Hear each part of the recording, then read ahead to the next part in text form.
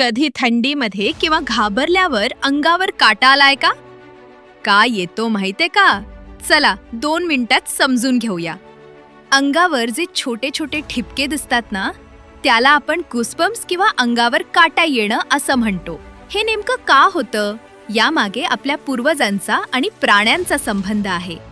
जेव्हा आपल्याला थंडी वाजते किंवा आपल्याला भीती वाटते, तेव्हा आपल्या शरीरात ॲड्रेनालिन नावाचा हॉर्मोन तयार होतं.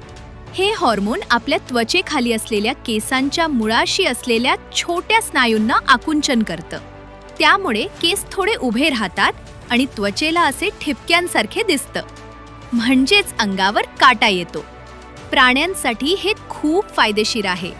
त्यांचं शरीर मोठं दिसतं किंवा फर उभं राहतं. त्यामुळे थंडीपासून संरक्षण होतं किंवा शत्रू घाबरतो. आपण माणसं, आपलं शरीर आता फारसं केसाळ नाही, पण ही प्रतिक्रिया आपल्याकडे अजूनही आहे. मजेशीर गोष्ट म्हणजे कधी कधी गाणी ऐकताना, एखादा सीन बघताना किंवा काहीतरी खूप भावना येतात, तेव्हा सुद्धा अंगावर काटा येतो. तर पुढच्या वेळेस अंगावर काटा आला, थंडीमुळे असो, भीतीमुळे असो किंवा गाण्यामुळे, लक्षात ठेवा, ही आपल्या शरीराची जुनी सवय आहे.